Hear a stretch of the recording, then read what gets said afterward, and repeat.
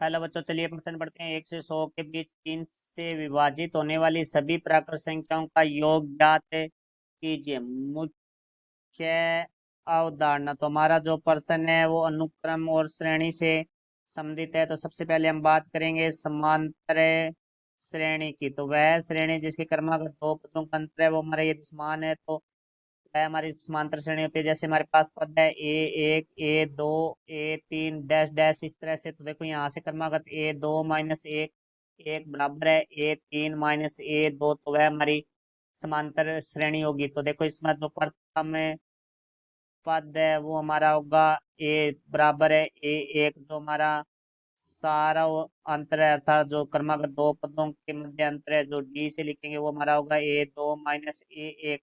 और इस श्रेणी का जो nवां पद होता है समांतर श्रेणी का वो होता है A प्लस एन माइनस एक गुणा में D।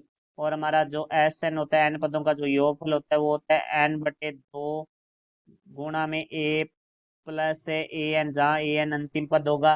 तो अब हमारे प्रश्न के बारे में बात करते हैं। प्रश्न में कहा गया है 1 से 100 के बीच 3 से विभाजित होने वाली प्राकृत संख्याएं। तो सबसे पहले हम बात करते हैं प्राकृत संख्याएं। तो देखो वे संख्याएं जो एक से शुरू होती है, लगातार एक एक बढ़ती जाती है, 1,2,3,4,5,6 इस तरह से हमारे पास चलती जाती है। तो उसने कहा है कि हमें जो योगफल ज्ञात करना है वो 3 से विभाजित होने वाली। तो देखो हमारे पास है प्राकृत संख्या में पहले 3 से विभाजित संख्या होने वाली 3 है, उसके बाद हमारे पास 6 है, उसके बाद हमारे पास 9 है, इस तरह से डैश। हमारे पास जो 100 के बीच में जो अंतिम संख्या है वो 99 है, जो कि 3 से विभाजित होती है। तो यहाँ से देखो हम पहले A2 माइनस A1 निकालते हैं, तो 6 माइनस 3 बराबर हमारा आ रहा है 3। फिर हम A3 माइनस A2 निकालते हैं तो 9 माइनस 6 बराबर हमारा आ रहा है 3। तो क्रमागत दो पदों का जो अंतर है वो हमारा समान है, तो ये हमारी समांतर श्रेणी है। तो यहाँ से डी देखो A2 माइनस A1 बराबर हमारा हो जाएगा 3, और जो प्रथम पद A है वो हमारा हो जाएगा 3। अब देखो भाई हमारा जो an है अंतिम पद है वो हमारा हो जाएगा 99। तो अब देखो यहाँ से हम nवां पद का सूत्र लगाएंगे। an बराबर हमारा होता है A प्लस एन माइनस एक गुणा में D।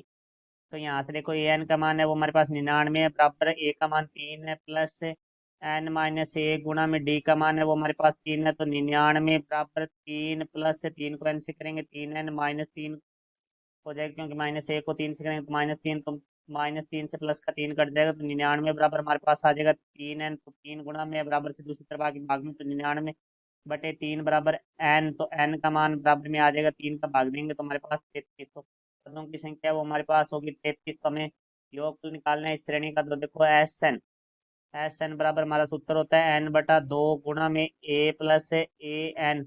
तो देखो n का मान है हमारे पास 33, तो 33/2। A का मान है 3 प्लस an का मान है वो हमारे पास है 99। तो यहाँ से देखो भाई हमारे पास आ जाएगा 33/2 गुणा में 99 में 3 जोड़ेंगे तो 102। तो देखो 2 से कट रहा है, 2 एकम 2, यहाँ 2 से कटेंगे 2 पंजे 10, 2 एकम 2। तो यहाँ से आगे हमारे पास है 33 गुणा 51।